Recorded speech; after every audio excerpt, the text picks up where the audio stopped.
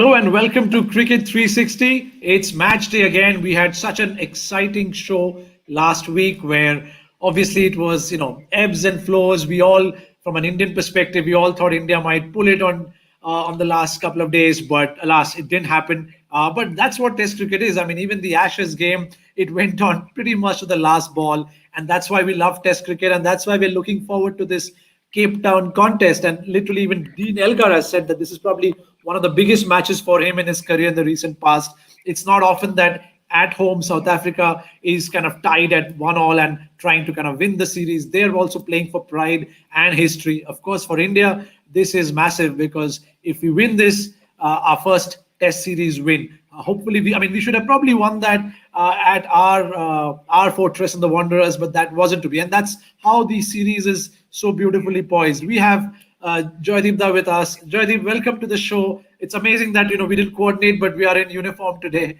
And give us your thoughts on what are you looking forward to for the next 5 days. What's your take on the series and the match ahead? Thanks, Prantik. No, we have started well. I don't know about Team India, but you and I have started well with our color coordination. So all's well that starts well, and I'm sure it'll end well as well. But going back to the match, I feel this is a big game because this is probably the best chance for an Indian team to go and win a series in South Africa. And I'm saying this because we know the South Africa teams in the mid-90s, the late 90s, the early 2000s, they were impossible to beat in those conditions. In fact, South Africa is one of those teams that even came to India and gave us a hard time always, which Australia didn't, which England didn't, which West Indies didn't, but they did over a period of time. They've been very tough opponents. So taking a cue from that, this is a great opportunity. And I think if you just see the number of match winners in both the teams, it is obviously India that has a lot more of them. But we just saw in the last Test match, it was a couple of the South Africans that played huge roles, and a couple of our match winners were not up to their full.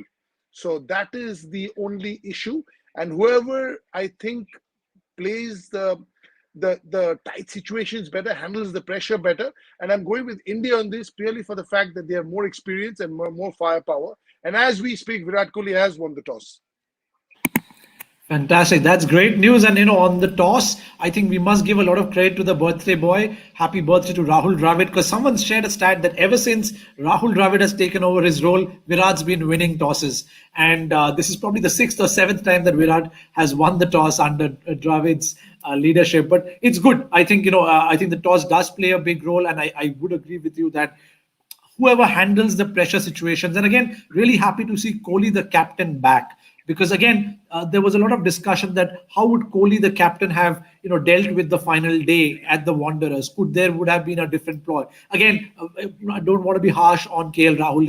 He's a new captain. I mean, he needs time to find his way, be it ODIs or Test.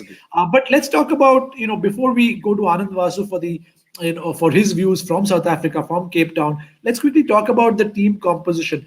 What's your take on the Indian team? Obviously, a couple of pointed questions. One is, with Virat coming in, what's your take of the batting order, and what should India's batting strategy be? And the other is on the bowling side. Obviously, with Siraj out, who would you have played? You mentioned this last time, but if it's Ishant, what should his ploy be? If it's Umesh, what should his tactic be for Cape Town?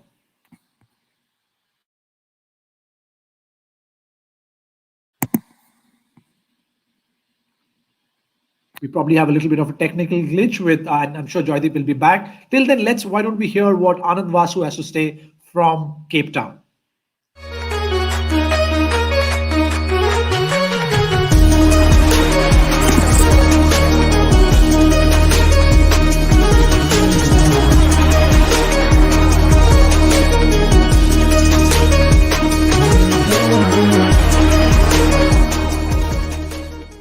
Hello and welcome to the beautiful Newlands Cricket Ground. You can see the Table Mountain behind me. The start of this deciding test match between India and South Africa. Kohli, of course, back and will be the center of all attention as far as India is concerned. Another change forced for India. Mohammad Siraj out, not fit yet. News is that Ishant Sharma is likely to replace him. His extra height and his control should help in India setting the tone and the tempo of this game. South Africa is set to remain unchanged. At the moment, it's a touch cloudy, but not the kind that brings rain usually. we don't have talked about the weather as much here in Cape Town as we did in the Highveld during the first two test matches. All set up deliciously, 1-1 and everything to play for. Virat Kohli's 99th test match, Kagiso Rabada's 50th. So plenty of milestones here as well. Still some ways to go for the match to get underway. The team's just beginning their warm-up routines and their training sessions on the outfield. But all in all, perfectly set up. India with the chance to make history and win their first ever series in South Africa. And South Africa, a big game as well. They want to think they have turned the corner after that fight back in the second test match.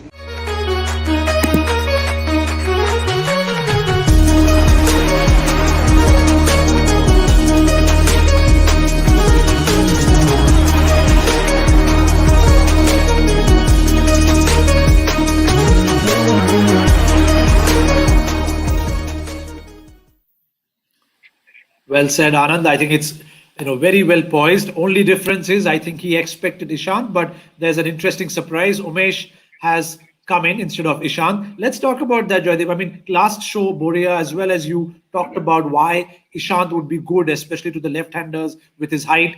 What's your take? Why do you think someone like Umesh has come in? And now with Umesh in, what should his ploy be given his strengths? This is purely on form, Prantik. Obviously, nets going on. I know we are sitting here miles away. We have no idea what the current form is. But having been part of teams, having been there, it's always with the guy who's bowling well in the nets, whose rhythm is good, whose body is holding up well. I mean, Ishant has been around for a long time. He could be having niggles. Maybe he's not a great rhythm. Maybe the ball is not coming out of the hand that he would like to. So there are a lot of issues that also come in. One is just being miles away saying that he's the guy. But the guy is there in the net still yesterday, playing him. The senior players getting together and saying, let's go with Umesh. The ball is really coming out of the hand. He's bowling brisk. He's swinging it. He's got that laid out swinger back. His areas are really good. So that's what you go with. I'm sure it was a close one, but it's on your form on the day, your form on tour that pips you through.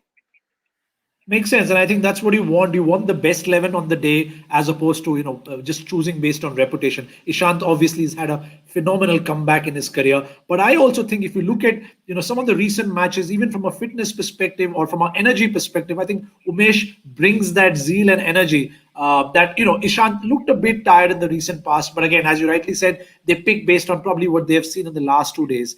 Let's talk about the batting lineup. Obviously, Vihari once again misses out. Kohli comes in. Now, with the lineup that we have, obviously we have Pujara who could be holding the innings as the anchor. But do you think India will miss someone like a Vihari? Because again, we are batting first. There's grass on the pitch. If there's a shaky start, will Virat have to change tactics? I'm a bit concerned and would like to get your views on who are the one or two players who need to hold this innings together, and what's the target that India should be looking at? See, we have some good stats for us for batting first. This is the first test match here in 2 years' time. So that's a long time. Of the 8 first-class matches that have happened here, the average score has been 361. So which means that you can bat well on this pitch compared to the fact that what happened maybe 4 or 5 years back, because a pitch is all about how it's playing off late. Because a pitch just does change its character over years. We've seen that happen in Australia and India, a lot of places. The bowlers have found it difficult over here to get wickets. The fast bowlers are going at 33, the spinners are going at 35. So this is no walk in the park for them. But having said that, Vernon Philander in the pitch report came and said there is a bit of grass to give that extra little bit of oomph to the bowlers. So this will be testing initially. There were covers on, there is moisture initially. But how quickly Virat Kohli wanted to bat just showed that his positive intent. He wants to control the match. The best way you can control the match is by batting. If you're sure of the wicket, if you're sure of your team, then you bat first, pile up the runs, and then you control the game. Everybody else is playing catch-up. It's almost like saying in a one-day final, you want runs on the board. In a test match, you also want runs on the board, and then pin your opposition back. All right. So I think, absolutely, there's no two ways about Kohli and his intent or expressing that. So clearly, India would be looking at playing out the first hour, hopefully get 300 plus runs on the board in the first innings, because I think what also helps is Kohli definitely is encouraged and would back his bowlers here. Because this is a unit that has consistently picked 20 wickets in a test match at a very decent average and strike rate. And talking about bowlers, let's talk about Bumrah. This is where it all began. Just before we come to Bumrah, just on Yes. batting, he also wants his batters to bat without any pressure of runs on the board. Right. He Fair knows that enough. his batting group is not in excellent form. He knows that. Yeah. That includes him at his best also. He's not there. He just wants, he says, my bowlers have done the job all year, all season long. Okay, last match we just fell by the wayside, one off game. So why don't we batters go out there without runs on the board, without a 300 hanging on our head? We go get the runs, and even if we get 260, we've got the bowlers to do the job for us. So let us take That- the pressure off us, and that's the right way to go. Whoever is in form, you want the pressure to go to them. If the bowler unit is in form, then you want them to face the pressure, not the batters. That's a very interesting perspective that you want to, if you're backing your bowlers, let them take that pressure. They've delivered for you. And maybe you're right, this comes in handy, probably helps Pujara and Rahane as well. They've obviously played well in the last innings, but we know that there's always that, sword hanging by their neck, that one bad innings today. And again, the pundits and the commentators come out, and even probably us come out all guns blazing saying, hey, what's happening? Absolutely. See, the opponents get 320. Pujara gets out for 10. So he's now thinking, is that the last innings I'm going to ever play in my life in the next one? And that you need Pujara at his best because you want to save the test match, or maybe you want to even go ahead and win. So here you're batting first. You're not worried about 320, and you're not worried about the second innings. You can lay the table out. Absolutely fair enough. And I'm just hoping that for Pujara's sake, he just turns that stat that we had spoken about last time, that in second innings he's been scoring at 54 plus. In first innings, it's unfortunately below 6. But hoping this tactic from Virat that let's take the pressure out. KL is in great form. So is, pretty much, I think everyone's shown very good promise. KL has obviously delivered. I think Rahane has, his stroke making has been wonderful. That partnership with Pujara was phenomenal. Pujara, when he batted the way he did in the last innings, looked absolutely on song. Kohli, maybe let's touch upon that before we get to, I think maybe there's not too much point talking about if that century is coming or not, because I think he's been scoring. Do you think Kohli needs to do something differently? How much of that, this kind of reminds me of that Sachin's 100th century. It was probably more the audience worrying about it than Sachin. Do you think a Kohli would be very perturbed or worried about that elusive century? I don't think so. I think when you play for as long as a Virat Kohli, even a Rahane and a Pujara included here, there will be periods, if you see the greats of Indian cricket, the Ganggulis, the Dravids, the Tendulkars, the Lakshmans, they've been through a little pockets here and there where they've not been at their best. But the management then have seen them through. The advantage they had was that none of them, it rarely happened, maybe except the 99 tour, to Australia, that all four of them were not in good form. Usually one has had an off form, the other three pulled up. So the result is shown, and that has sort of, put a mask on that one person who hasn't scored. And that's teamwork, I mean, you pulled him through, and then he pulled you through for the next tour. So here also the problem has been that for now, our one opener is a bit unstable. We don't know who it is. It was Shubman Gill till a few days back. Now it's Mayank. KL Rahul is coming from England. Okay, our number 3 is struggling by his high standards. 4 is also not at his best. 5, so 3, 4, 5, and number 2. So we've never had in the Indian team 2, 3, 4, 5 all not at their best at the same time, which is why this has become a problem. But we've often had a number 5 having an issue, a number 2 having an issue, a number 4 having an issue. But the others didn't. Now it's happening collectively, which is why it's so much on our face. And I really feel Kohli is batting really well. Even Rahane put a great point. In the first innings, the way he batted, that's the best I've seen him bat. And when you're as good as these guys, when you've played for as long as these guys, it's one inning. It's more mental than anything else. It's 100 or 180. Today, Pujara comes and gets an 80 in these conditions. He's back because there's nothing new. He's just to find his game. He has it. It's just him believing that he can do it again for another 30, 40 test matches. Yeah, right. And I mean, and 100 is just a statistical number. I mean, on these conditions, a 60, 70, 80, and as long as they've got with the confidence that the way Pujara and Rahane got their runs in the last couple of games, that's what matters. And to your point, I think, when our opening there is, some sort of conundrum around the opening or the middle order, I think what's been very useful is the runs that have come through the bats of Ashwin, Thakur, Pant, and even the batsmen, right? I mean, Bumrahs and Shamis, they've scored pretty decent 20s, 30s, if not more. So I think, again, I'm hoping that Shardul should be full of confidence. I think he's making the most of every game he has delivered in Australia, England, and now in South Africa. And I think it's important, you're right, that whilst we would ideally want a 350, even if India gets a 280, 290, I think that's fine with the current lineup. And our middle order, lower middle order definitely can come in very, very handy. Absolutely. And Shardul is in this team because of his ability to bat. He is a bowler who can bat, whereas the others are bowlers who can chip in. If Shardul couldn't bat the way he did, there could have been another bowler playing because that's his role over here. And when you go outside India, we are playing with six batters. So when you play with six batters, you know that you need your number seven, number eight to chip in. Ravindra Jadeja did it for a while, but now we've gone from a spinning all rounder to a fast bowling all rounder. We didn't have one. Hardik Pandya was there for a while, but he's not been bowling. So we are I think Indian cricket is desperately looking for a fast bowling all rounder. And Shardul is a guy who's a fast bowler who can bat, but he's not an all rounder in the true sense of the word. Because an all rounder is somebody who can win you a game with bat or ball, not and. Yeah. Or is the word here.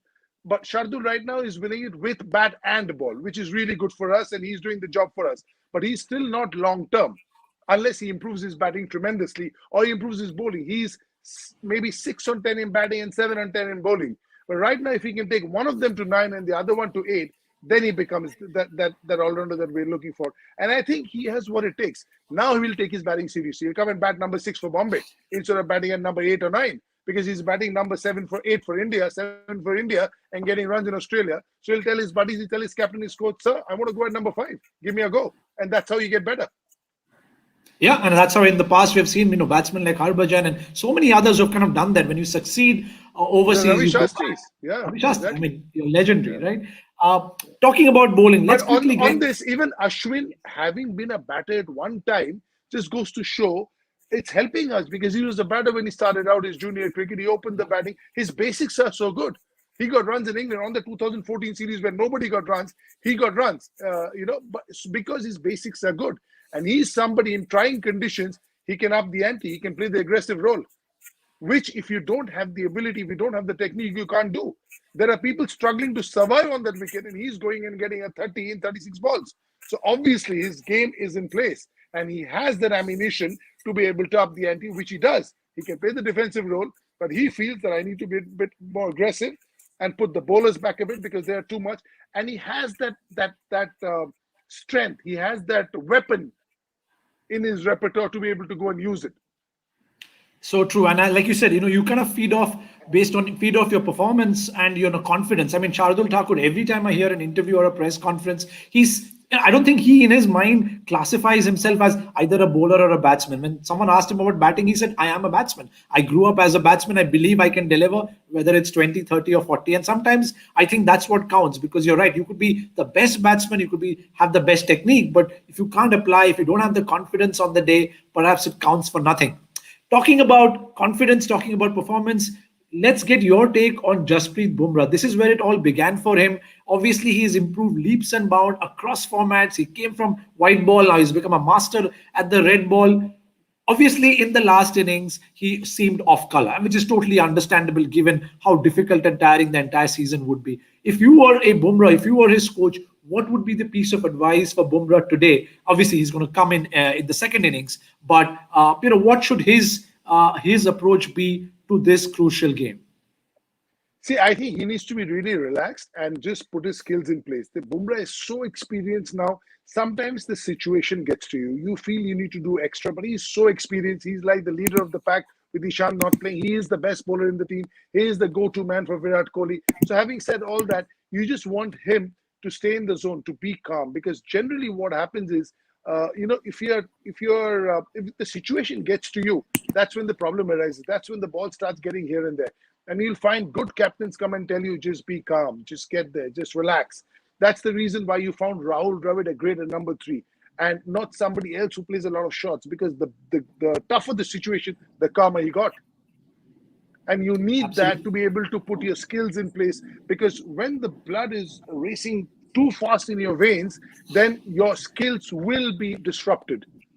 You just want to be in a zone, and he's done it before. He's played World Test Championships, he's played IPL finals, he's done it, so he knows how to do it, and he will help the others as well.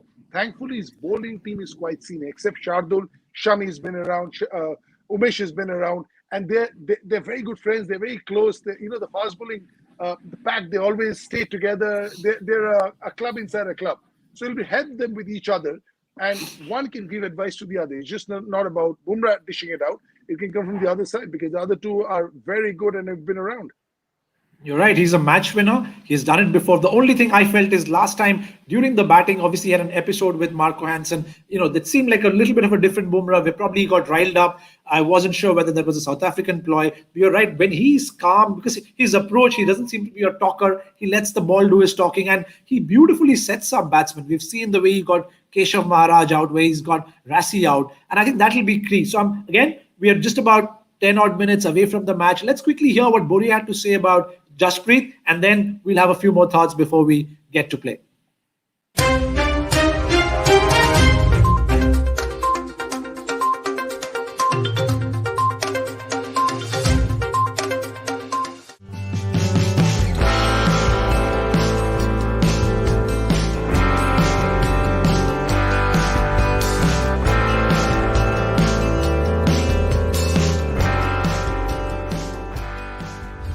Cape Town is where it all started, right? It's all started for Jasprit Bumrah 3 years back, and he's posted a very nice social media message also saying that obviously he's more mature 3 years down the line, and obviously he's the leader of the Indian attack.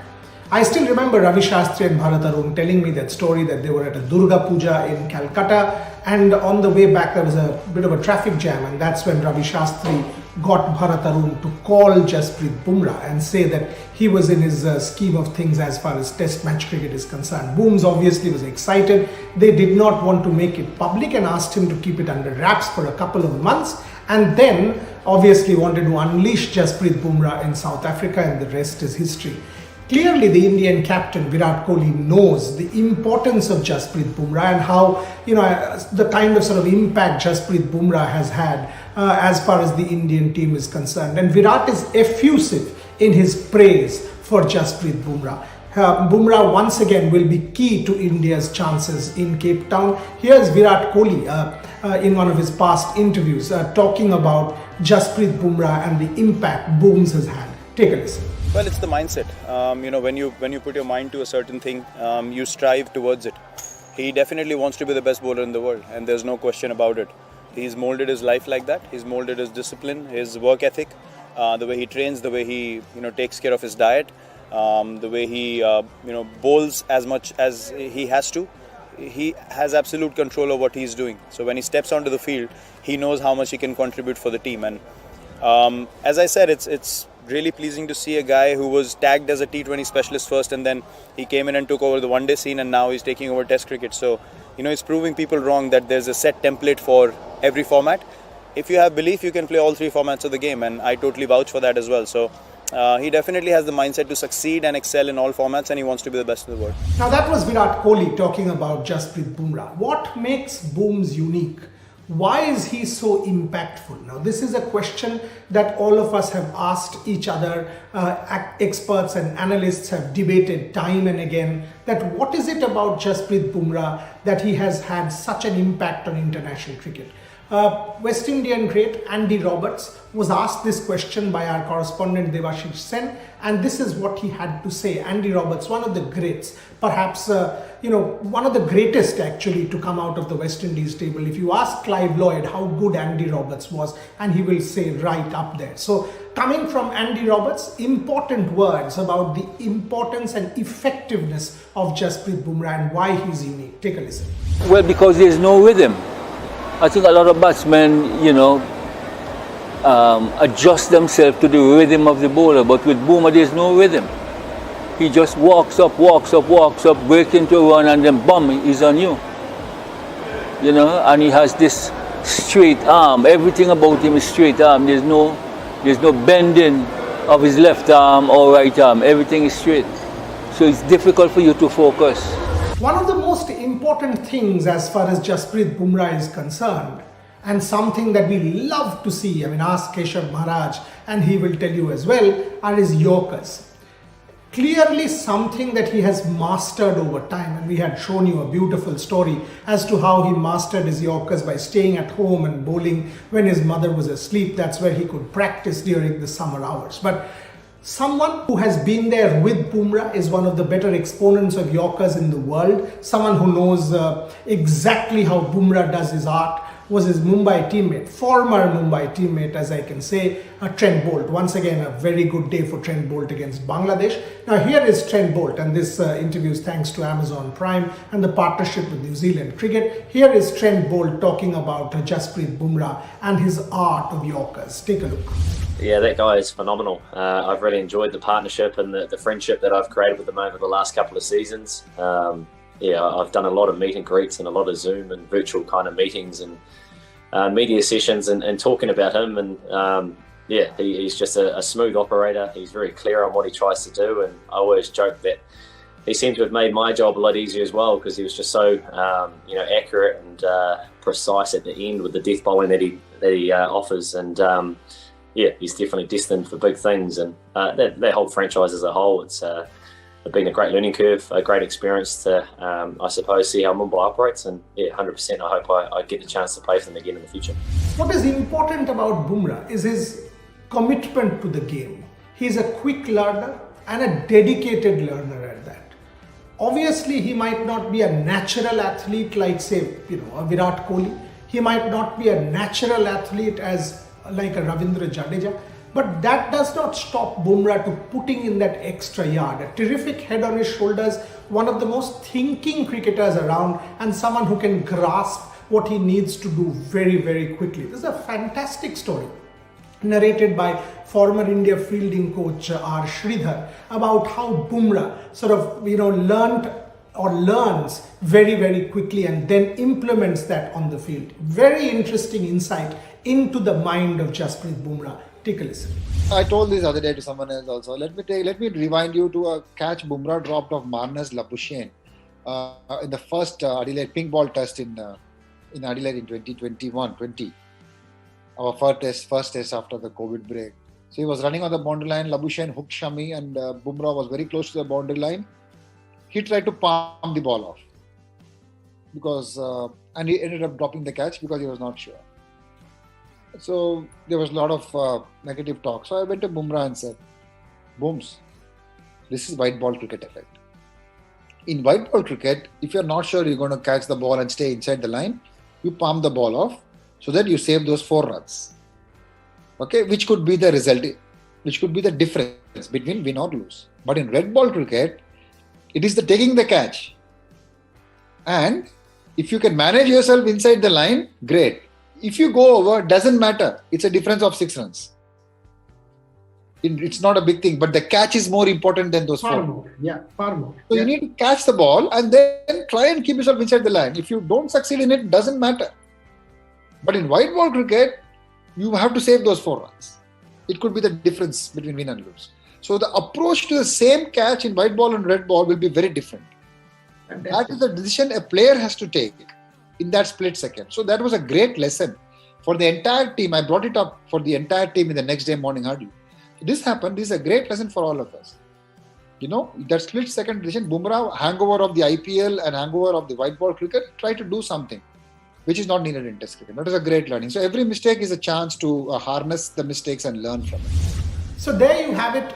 A number of people have already spoken, but what about his teammates? His teammates who always inhabit the same space. They bowl together with Jasprit Bumrah. They know how important Booms is from their standpoint as an Indian team. What do they feel about Jasprit Bumrah? Clearly, as a teammate, he's a special teammate. What are the Indian team members saying about Jasprit Bumrah? Please take a look. 2-4 match से आप result नहीं निकाल सकते. 2-4 मैचों से आप उसकी जो एबिलिटी है उसको आप इग्नोर नहीं मार सकते. बुमराह ने जो आपके लिए करके दिया है, आप उसको कैसे भूल सकते हो या उसको कैसे आप इग्नोर मार सकते हो? तो मेरे हिसाब से पॉजिटिव में अगर पॉजिटिव जाओगे तो आपके प्लेयर्स के लिए भी अच्छा है, बच्चे के कॉन्फिडेंस के लिए भी अच्छा है, सारी चीज़ों में इम्प्रूव होता है उसमें. बूम की क्वालिटी पे मेरे को लगता नहीं किसी को कोई शक होना चाहिए. टू बी वेरी ऑनेस्ट, वो एक्सेप्शनल बॉलर है और जो उसने जब से उसने डेब्यू किया है, जैसा उसने परफॉर्म किया उसके बाद से, जैसा उसने अपने इंटरनेशनल क्रिकेट में नाम बनाया है, तो उसके हिसाब से मेरे को लगता नहीं कि किसी को उसकी चीज़ पे कोई क्वेश्चन करना चाहिए. Now that was our celebratory segment on Jasprit Bumrah. the Tufan or the Palate man, whatever you want to call it, clearly someone who has had a telling impact on Indian and world cricket. And going into Cape Town, where the cycle comes full, 3 years back, that's where he started. 3 years down the line, he goes back to Cape Town on the cusp of history. His team on the cusp of history. Can he win India this particular test match? And it'll be a real cherry on top, or icing on the cake, or can I say thumbs up. Jasprit Bumrah, all the very, very best to you. Wishing you all the best for this particular test match. Keep entertaining, keep winning test matches for India. Thanks for watching.